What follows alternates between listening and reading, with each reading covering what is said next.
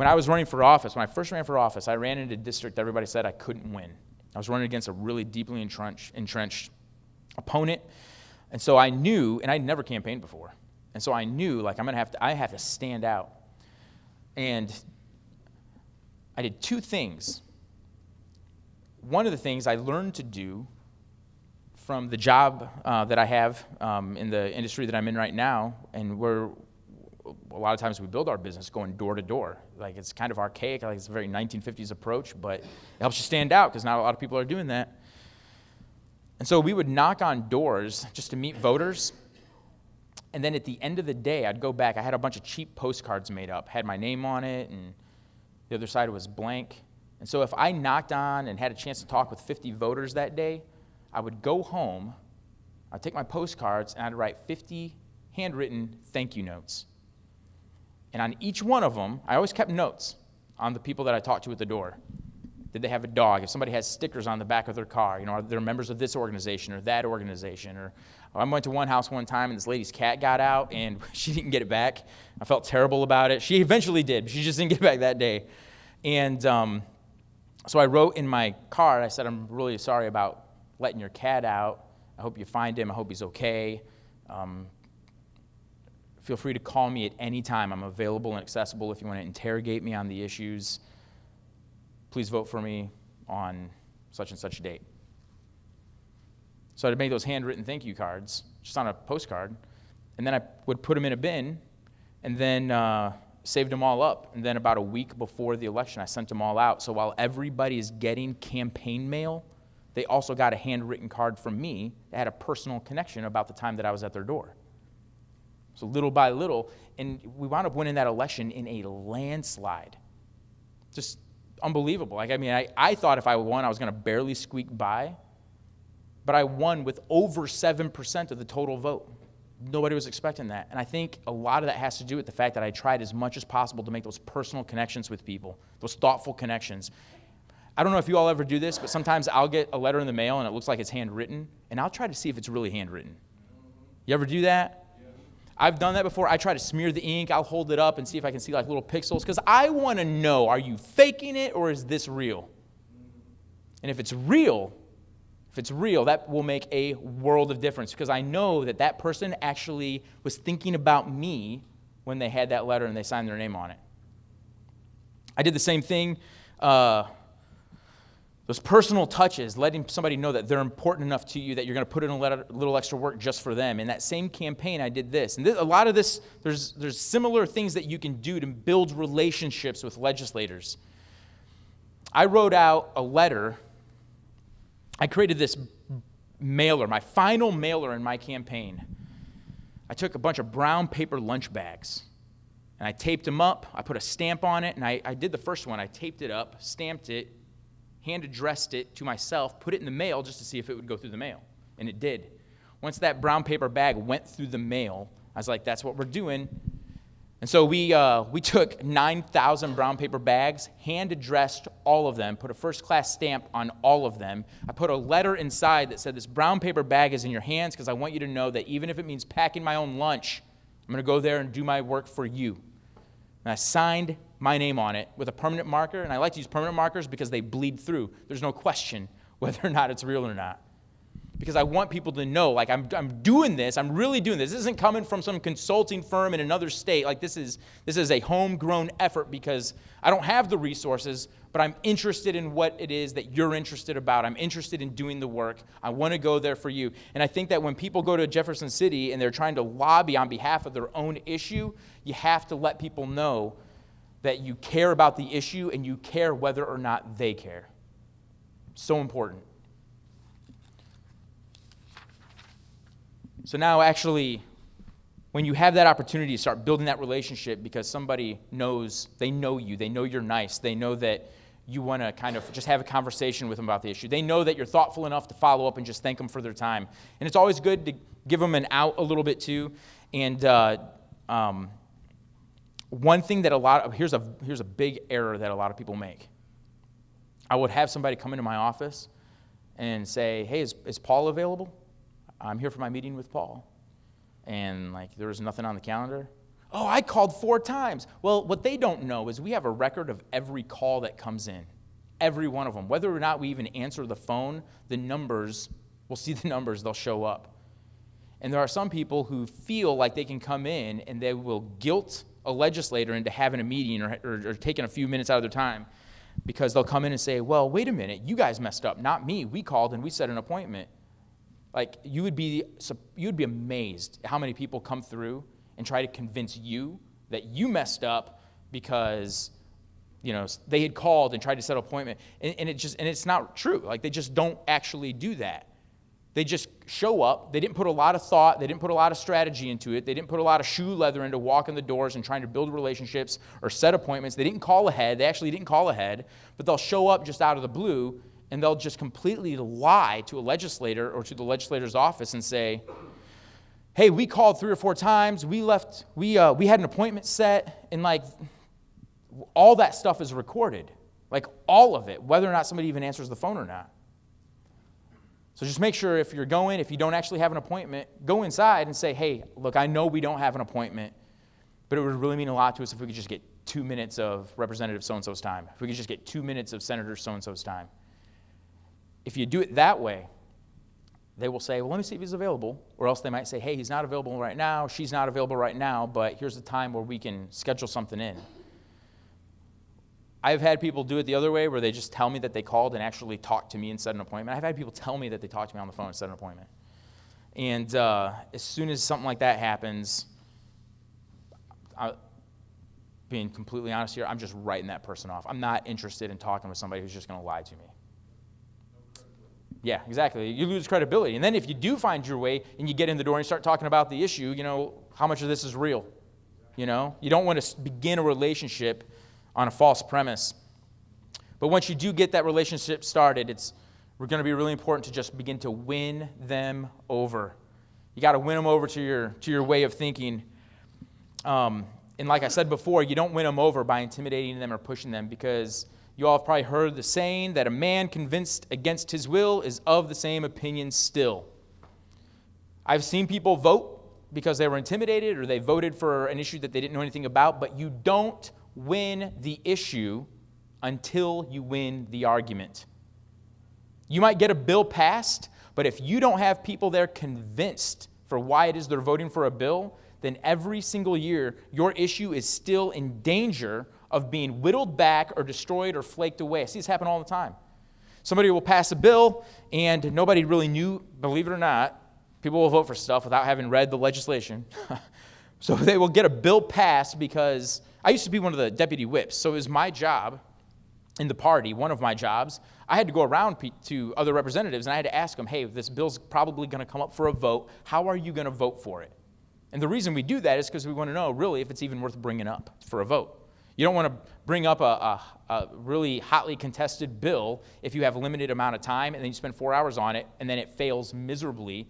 Meanwhile, you needed to get to the school funding bill, and now that time is cut short, right? So we have whips that go around, and we call them whips.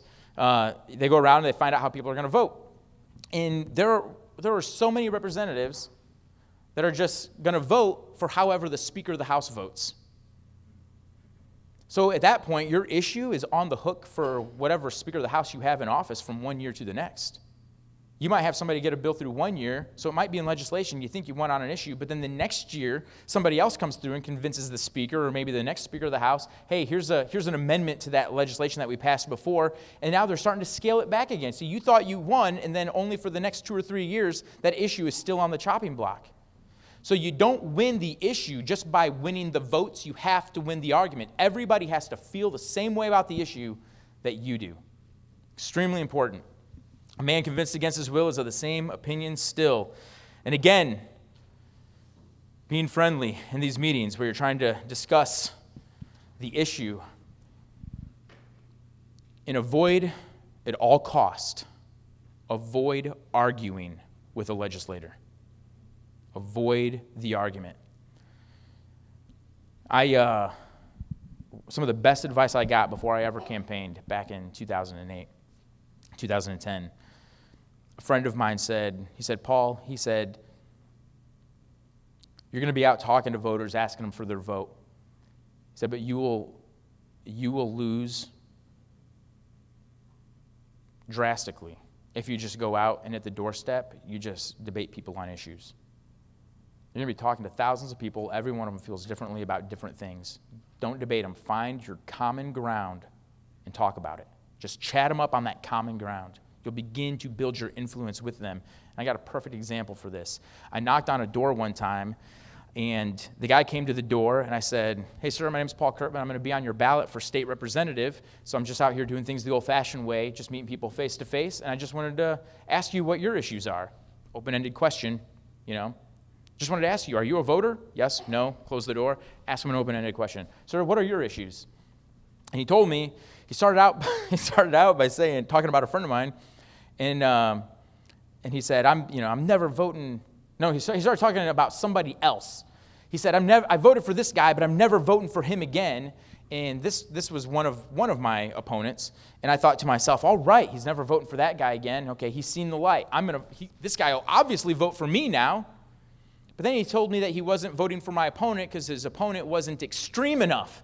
And I was like, well, I'm wasting my time now. I need to move on, knock on other doors. But he kept talking. And so like my friend said, I just let him talk.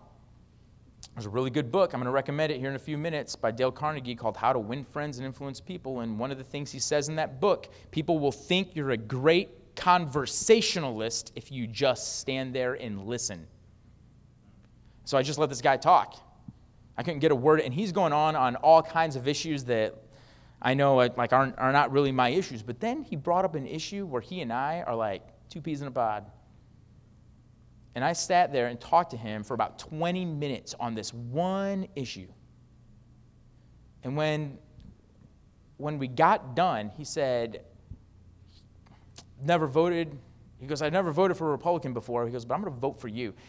And I didn't win him over on all the issues. I won him over on just building a relationship to let him know that I'm willing to stand there and listen to everything he says.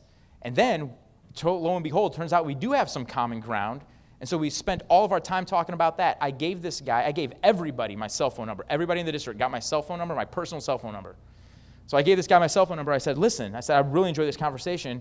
I said, I really appreciate your vote too. I said, that really means a lot to me. I said, here's my personal cell phone number. If I can do anything for you, if there's ever any questions that you have, if you ever want to talk to me about anything else, I said, you can call me anytime. And I'm walking back to my car, and I didn't want to push it, right? I didn't want to ask him for a yard sign or anything. But I'm walking out to my car, and he runs out in the street and says, hey, you got a yard sign? So this guy had never voted, for somebody from my party before, but he made that switch once because we found out that we have more in common than we realized, and that we were actually able to have a conversation about some things. We were able to open a dialogue, and we were willing to be available and accessible with each other. So I won him over, but you got to be friendly, and you got to avoid the argument. You got to find your common ground. And if all you go into a conversation with is just data and facts, you got to be really, really careful about that. Because somebody coming to a legislator with just data and facts before they understand the issue is not going to do near as much good as you think it's going to do. Empathy is extremely important.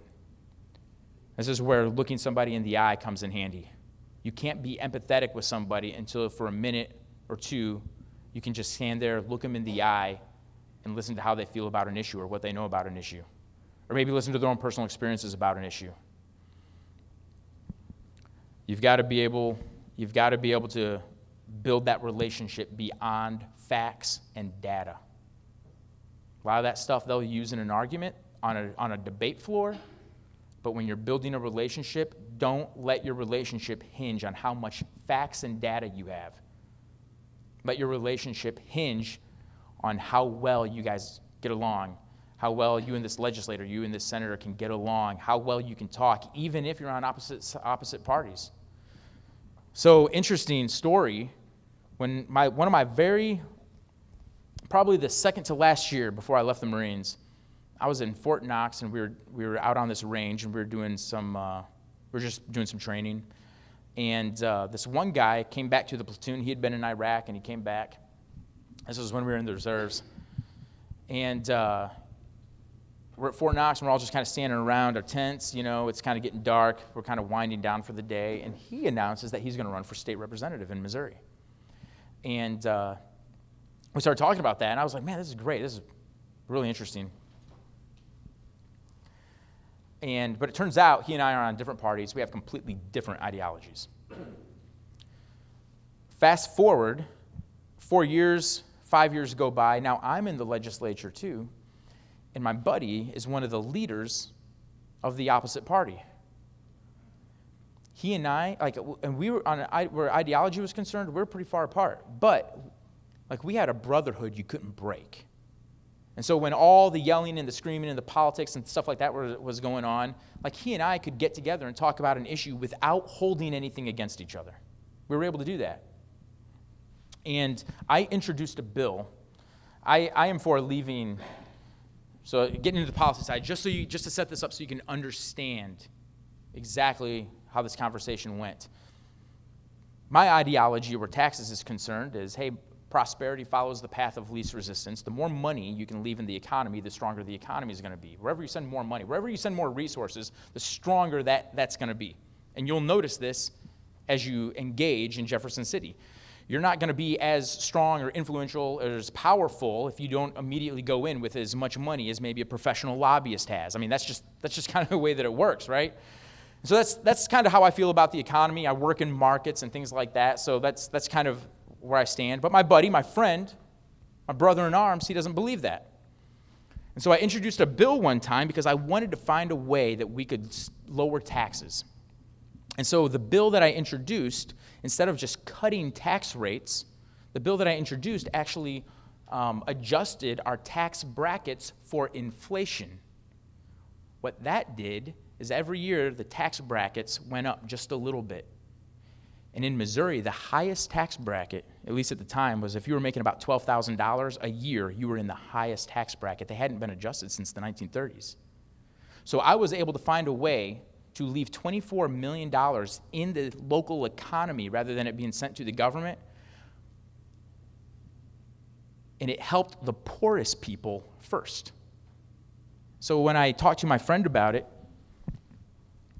I wound up getting an overwhelming majority of both Republicans and Democrats to vote for a bill that allowed the poorest people in the state to keep more of their own money. And that never would have happened if I didn't have a relationship before I had a policy, before I had that issue set that I wanted to talk to them about. That relationship, that bill never would have happened. The poorest people in our state would not have had that extra bailout, essentially, with their own money, had we not had that relationship that we could kind of start the conversation with. Okay, I'm going to be wrapping this up here in a second. Show empathy to their views, build a relationship. And then the second thing, and we already talked about this, whenever you have a legislator who starts coming on board with your way of thinking, he starts seeing things and seeing the issue the way that you see it, make sure that they feel appreciated. If that senator does something that you wanted her to do, let her know that you're thankful for it. Give her some recognition. Politicians love recognition. They love things that they can hang on their wall in their office. Give them something, but even as cheesy or as cheap or as superficial as that might seem, it's just your way of letting somebody know that you're thankful for what they did for you to help you out. Give them a little something, a plaque, a shout out on Facebook, something, a personal handwritten card to let them know how thankful you are that they're helping you. And always, whether or not they come on board with you on the issue or not, always leave the relationship better than when you found it. Always. Because, and this is the last thing I'll leave you with, you're going to encounter people that are not with you on this issue. And if you find out that somebody's not with you on this issue, just let it go. Detach yourself. Mark that person up. There's a story in the Bible where King David, some of his men are out in the wilderness. I'm just going to be real brief on this without actually reading through some of these Old Testament scriptures. But there's a story in the Bible where King David, some of his men are out, and they seek some shelter and some lodging from a guy named, what was his name? Somebody here might know it. Nabal. And Nabal's like, get out of here. I don't care if you're the king's man. You're not getting any lodging from me. I'm not going to give you any food. And so they went back and they told King David. King David got so mad that he got on his horse, and the Bible says he's riding out there like he's going to kill Nabal. Like he was just overwhelmed with anger, right? The Bible says David was a man after God's own heart, but he was still a man. So he's riding out as fast as he can because he's going to kill Nabal. And Nabal's wife, her name was Abigail, and she sees, way off across the plain, she sees King David and his army, and she knows what's going on. She was there when it happened. She knows what's going on. So she is running out into the field as fast as she can to try to meet King David halfway. David stops. She says, listen. Basically, she says this, you know my husband's a jerk. You know he is. Just mark him so you know how to deal with him, but don't kill him. Don't make a war here. Please don't do that. You're going to be destroying so much more if you try to, if you do this. You know what kind of person he is. Just leave it at that. That way you know how to deal with him in the future, and he won't be a problem for you anymore. David took that advice. Same thing goes in the legislature. If somebody is against you on the issue, mark them, know that they're against you on the issue, and just don't talk to them anymore if you can help it. Because what you want to avoid is you want to avoid somebody who originally had no skin in the game, really, but now they do because they feel like they got a point that they need to prove. They got something against you personally, and so they're going to stand up and they're going to debate against your bill just out of spite. Because even though they're public servants, they're still people, and sometimes their emotions will get the better of them too, and they will stand up and they will introduce a bill, co-sponsor a bill just out of spite.